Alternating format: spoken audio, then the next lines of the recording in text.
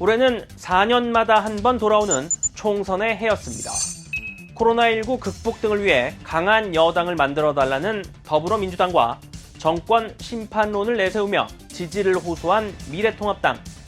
총선 결과는 여당인 민주당의 압승이었습니다. 민주당은 비례정당 의석을 합쳐 180석을 얻으며 2012년 국민의힘 전신인 새누리당 이후 8년 만에 집권 여당 단독 과반 의석을 차지했습니다. 더욱 겸손한 자세로 민심을 살피고 말 한마디, 행동 하나도 각별하게 조심을 해야 합니다. 반면 제1야당인 미래통합당은 개헌저지선 100석을 겨우 넘긴 최악의 성적표를 받아들었습니다.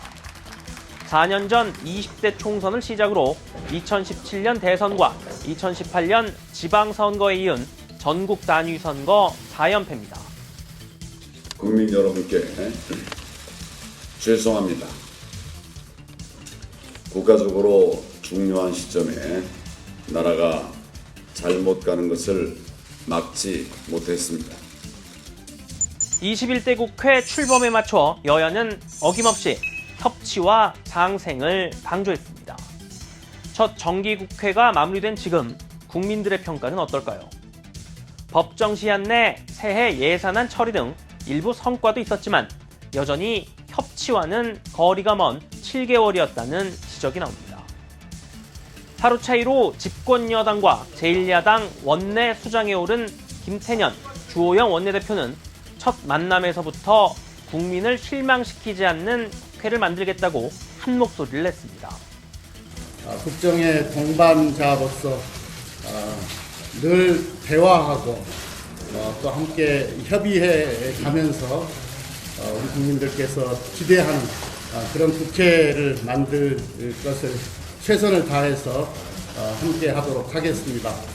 그야말로 국민들이 바라는 상생과 협치의 국회가 돼서 이제는 국회가 정말 국민들로부터 존경받는 그런 국회가 되도록 하는 바람이 있고, 여야는 내년 예산안을 국회 선진화법 시행 첫 해인 2014년 이후 처음으로 법정 시한을 지켜 처리하는 등의 성과를 거두기도 했지만 고위공직자 범죄수사처법 개정안 등 쟁점 법안을 놓고 또다시 충돌했습니다.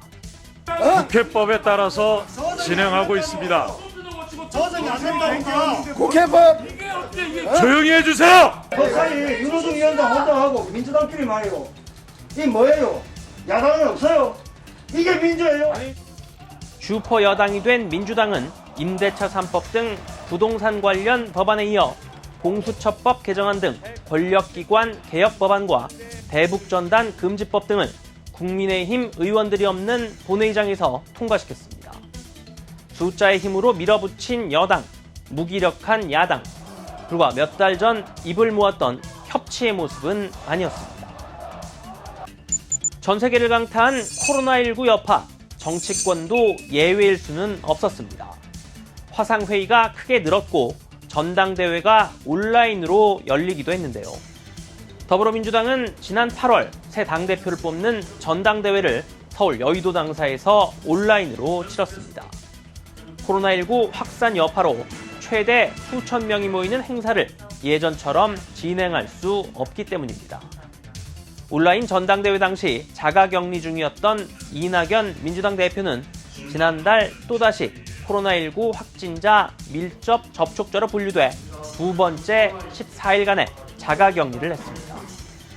의원 여러분, 상임위와 예결위에서 수고 많이 하시는데 저는 집에서 지내고 있습니다. 미안합니다. 최근에는 민주당과 국민의힘 당직자, 국회 도서관 직원, 국민의힘 윤희석 대변인 등이 잇따라 코로나19 확진 판정을 받아 국회에도 방역 비상이 걸렸습니다. 예, 의원들 안녕하셨습니까? 우리 사무처 홍보국에 코로나 확진자가 나오고 또 검사받고 있는 상황이어서 저희들이 모여서 회의를 하지 못하고 이렇게 화상회의로 하게 됐습니다. 코로나 전국이 길어지면서 새해에도 국회에서 대규모 토론회나 강연은 자취를 감추는 대신 비대면 회의는 더욱 늘어날 전망입니다. 2020년을 마무리하는 정치권의 최대 관심은 석 달이 앞으로 다가온 재보궐선거입니다. 특히 서울시장과 부산시장 보궐선거 결과는 내후년 열리는 대통령 선거에도 영향을 미칠 가능성이 큰 만큼 여야 모두 필승 의지를 다지고 있습니다. 당원 투표를 통해 내년 4월 서울 부산시장 보궐선거 후보 공천을 결정한 더불어민주당. 이제 저희 당은 철저한 검증과 공정한 경선 등으로 가장 도덕적이고 유능한 후보를 찾아 유권자 앞에 세울 것입니다. 곧바로 선거 기획단을 꾸려 경선 준비와 함께 공약 마련에도 속도를 내고 있습니다. 국민의힘은 민주당보다 앞서 재보선 공천관리위원회를 띄웠습니다. 5선인 정진석 의원이 위원장을 맡아 앞서 당 경선준비위원회가 가닥을 잡은 경선 규칙 등을 확정할 계획입니다. 이 보궐선거가 우리 당의 절대절명의 운명을 가름하는 선거라고 저는 생각하고 있습니다. 이 기회를 놓친다고 그럴 것 같으면 과연 지금 국민의힘이 미래를 예측할 수 있겠느냐 하는 이런 생각을 해봅니다. 김종인 위원장은 본격적인 재보선 준비 모드에 들어가기 앞서 이명박, 박근혜, 당이 배출한 두 전직 대통령이 구속 상태에 있는 것에 대한 대국민 사과를 마쳤습니다. 2021년 새해도 올해 못지않게 여의도의 시계는 빠르게 돌아갈 것으로 보입니다. 4월 7일 재보궐선거가 끝나면 여야 모두 11개월 남은 차기 대선 준비에 본격적으로 들어가게 될 텐데요.